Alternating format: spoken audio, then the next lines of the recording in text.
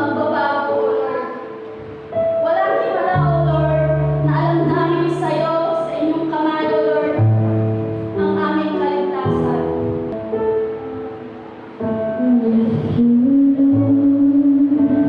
Mercy, never fail us. Damdamin natin ang kantang to. Let's show ourselves.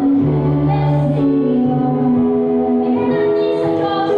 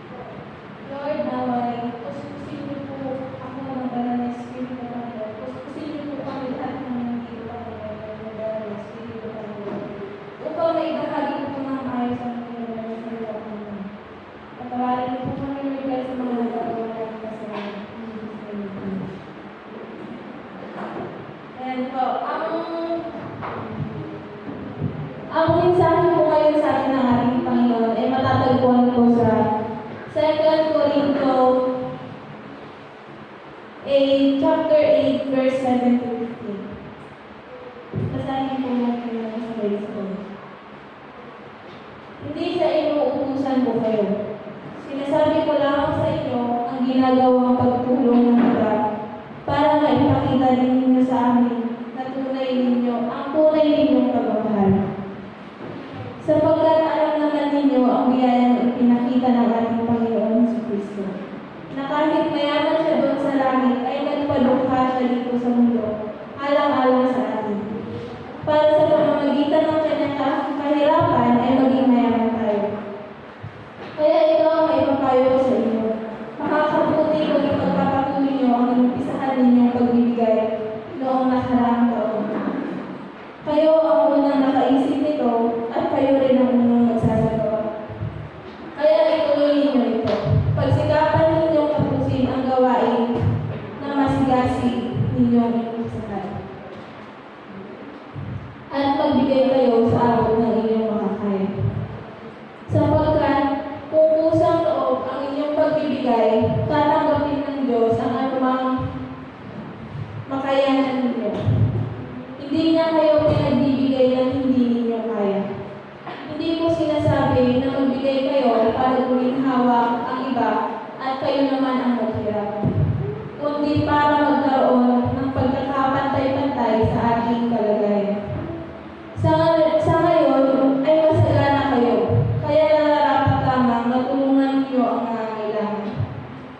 Sa panahon na kayo naman ang mangangailangan at sila ang masagana, sila naman ang tutulong sa inyo. Sa ganoon, magkakapantay-pantay ang kalagayan ng isa't isa. Ayon nga sa kasulatan, ang nagtipon ng marami ay hindi sumobra, at ang nagtipon ng kaunti ay hindi naman kinuha. So, yung text po natin ngayon is stewardship. Or kung paano natin pinamanage, paano natin pinapangasiwaan yung time natin para kay God. So, paano nga po ba natin pinapangasiwaan ang oras natin kay God? Or paano ba natin pinapangasiwaan? Siyempre po, by doing His will, giving our time, and glorifying Him. And we know na kapag sinunod natin, tulad na po ng paglilinis sa simbahan, ginagawa po natin yung will ni God. Kasi ito po yun eh. Yung pag-praise in worship, will din po yun ni God para sa atin. Diyan po makikita yung mga blessing. Yung mga blessing po na darating sa ating buhay. So, ang pangasiwa ay kung paano mo na-control ang isang bagay o isang sitwasyon. Parang stewardship na kung saan pinapangasiwaan niya ang mga tao na kung saan siya yung nagbibigay ng inumin or pagkain ng mga nakasakay sa aeroplano.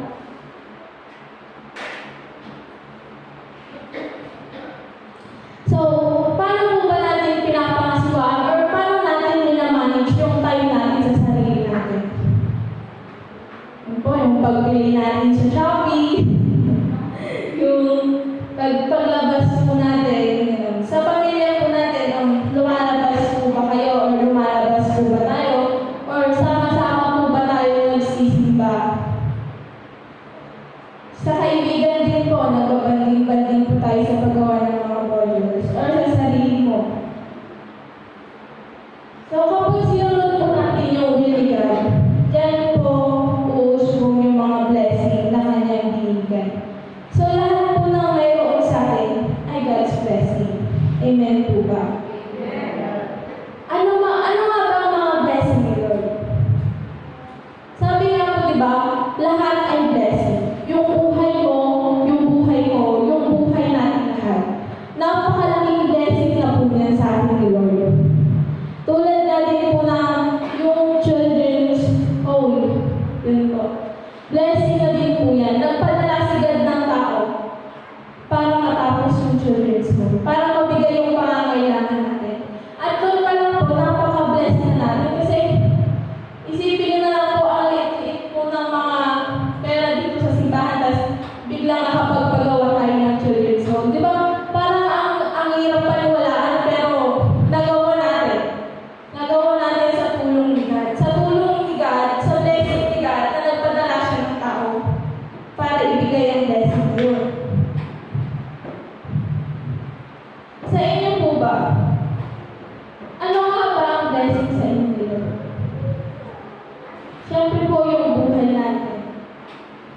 Yung pag-iisip natin sa umaga, blessing na yun. Napakalaking blessing na yun. Na dapat tayong magpasalamat kasi buhay pa rin tayo hanggang ngayon. At ang blessing din po ay matatagpuan natin sa John 3:16. Ang sinasabi ay, "For God so loved the world that He gave His only begotten Son, that whoever believes in Him shall not perish, but have an eternal life." Yan po ang blessing, isa sa mga blessing ni Lord. Pero lahat naman po is blessing. So, paano po natin masasabing blessing ito ni Lord? Matatagpuan po ito sa 2 Corinto chapter 8, verse 9.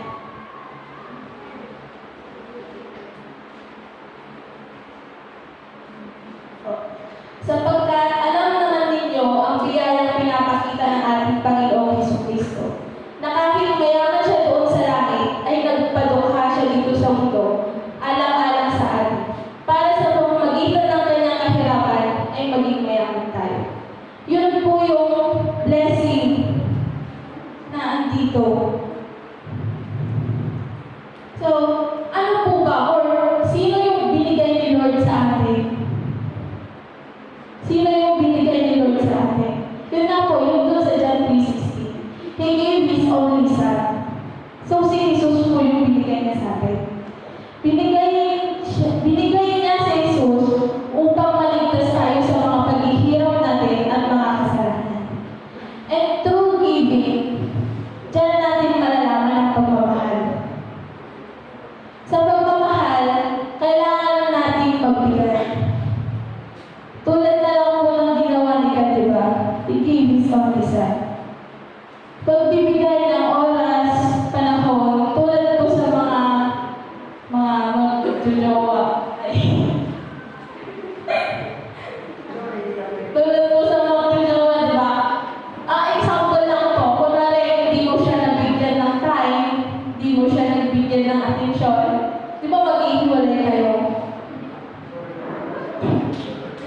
Mag-iiwalay kayo.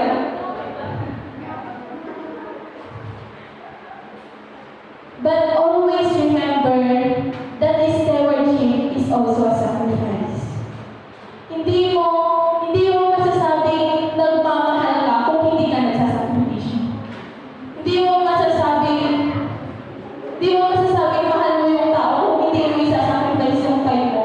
Kung hindi mo isasacrifice yung attention mo. Kung hindi mo isasacrifice yung mga bagay-bagay na nakakagulo sa'yo.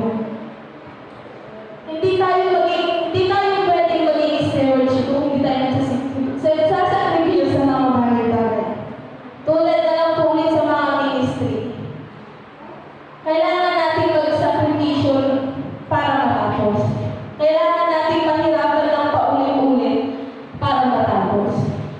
At sabi ng Panginoon sa verse 10, "Kaya ito ang maipapayo ko sa inyo. Baka mabuti kung ipagpapatuloy ninyo ang inumpisahan ninyong pagbibigay noong nakaraang taon. Kayo ang unang nakaisip nito at kayo rin ang magsasagawa." Yan nga po yung sa Children's Hope. Kung ano po yung inumpisahan natin doon, na tayong magkakasama, dapat tapusin po natin yun nang magkakasama pa rin tayo. Kahit po mahirap, kailangan po natin yung gawin sa abot ng ating makakaya. Kung ano po yung kaya yung ibigay or gawin, sabi nga po ba, dito sa verse 12, "Sapagkat kung pusang loob ang inyong pagbibigay, tatanggapin ng Diyos ang anumang makakayanan ninyo. Hindi niya kayo pinagbibigay ng hindi nyo kaya." Yun nga po, kung ano po yung abot ng makakaya natin, kung kaya po natin tumulong na magpapala ng lupa para tayo po yung children's hall, dapat gawin po natin yun ng pusang loob. Gawin po natin yun ng walang reklamo, gawin po natin yun ng yung pusa sa loob mo na hindi dapat kailangan ng kapalit.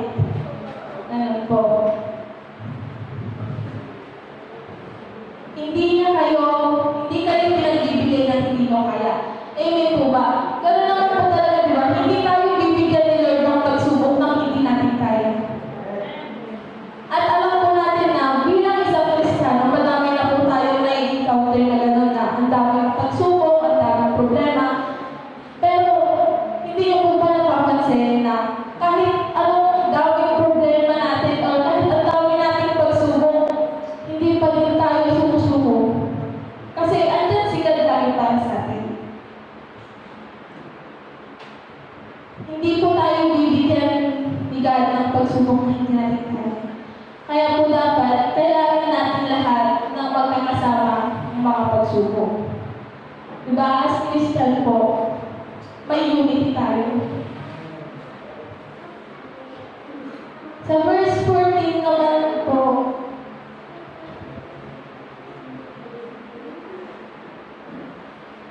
sa ngayon ay masagana kayo, kaya nararapat lamang na tulungan ninyo ang nangangailangan. Sa panahon naman na kayo ang nangangailangan at sila ang masagana, hindi naman ang tutulong sa inyo. Hindi naman ang tutulong sa inyo. Sa ganoon, magkakapantay-pantay ang kalagayan ng isa't isa. Yun nga po. Example po natin yung ayuda na darating kay Pastorally. Yung ayuda ng bigas. Yung focus po natin doon, yung mga talagang nakakailangan.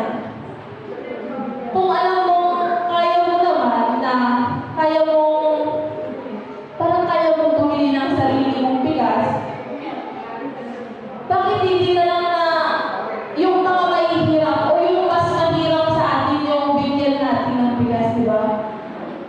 Kasi pag sila naman po yung, parang sila naman po yung merong kaya, ano, hindi naman po pwede na hindi ka rin nila tulungan. Kasi nga po, Christians tayo eh. Unity tayo. May unity tayo. Magkakaisa tayo sa panahon na walang-wala na tayo. Magkakaisa tayo sa panahon down na, gano'n.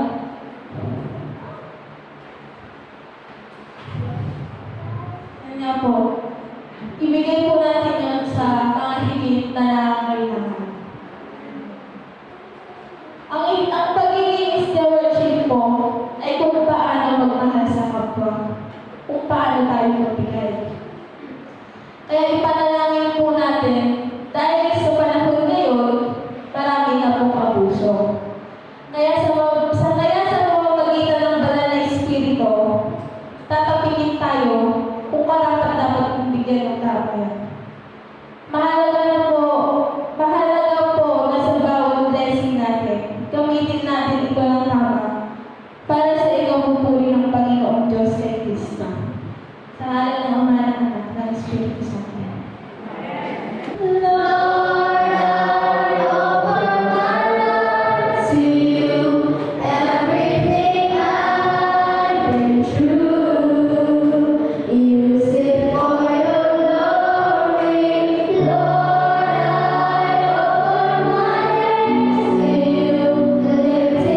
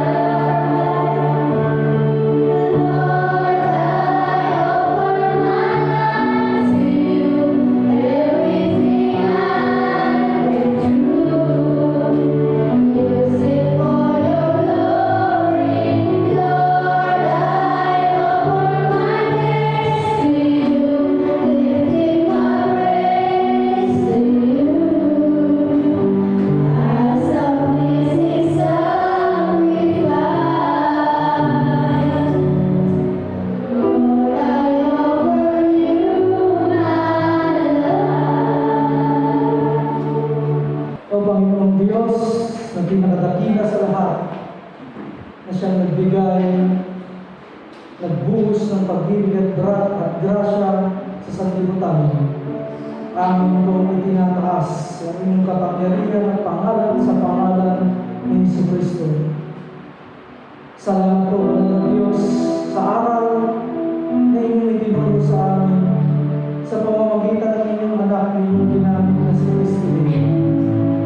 O Panginoon, bilang mananampalataya ay kailangan namin maging good stewards ng inyong blessings, ng inyong creation, sapagkat kayo, Diyos, ay nagbibigay upang kami naman ay magbahagi at i-share ang mga ito mula sa aming buong buhay, sa lakas, sa bawat segundo na kami ay humihinga. Panginoon, ang lahat ng mga ito ay galing sa inyo. At kailangan namin gamitin ito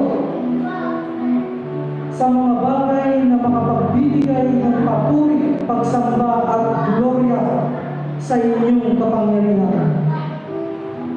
Panginoon, kami ay humihingi ng tawad kung sa isang banda ng aming mga buhay ay naaabuso namin ng inyong mga blessings, na kung minsan ay nakukulangan kami sa inyong mga blessings, na kung minsan nagkakaroon kami ng mga negatibong kaisipan, na kung kaya naman ay hindi kami makapagbigay sapagkat puro sarili, puro kulang ang pumapasok sa aming mga isipan. Panginoon, patawarin po ninyo kami. At kami po ay patuloy na lumalapit sa inyo, na kami ay tulungan at mas lalong pang turuan,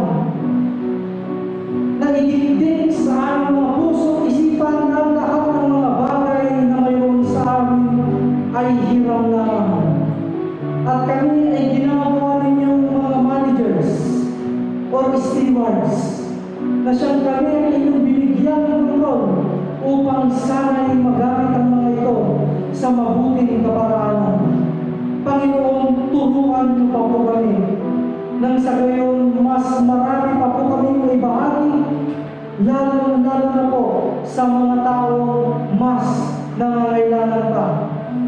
Salamat po, Diyos, at patuloy po kaming nananambahan sa inyong pangalan, at salamat po sa mga kaluluwa, sa mga tao na inyong tinawag upang makapakinig ng inyong salita. Inilalapit ko po ang bawat kaluluwa ito sa inyong kapangyarihan. Kayo po nawa ang tumulong at magpuno sa bawat buhay nila. Tanggapin po natin, mga kapatid, ang walang hanggang grasya at pag-ibig ng Diyos na Kanyang ibinuhos buhat pa noong una. At lagi po natin tatandaan, let us be good stewards of His blessings, of His creations, for the equity of all people and even equality, in the name of the Father, and the Son, and the Holy Spirit. Amen. Amen. Amen. Palakpakan natin.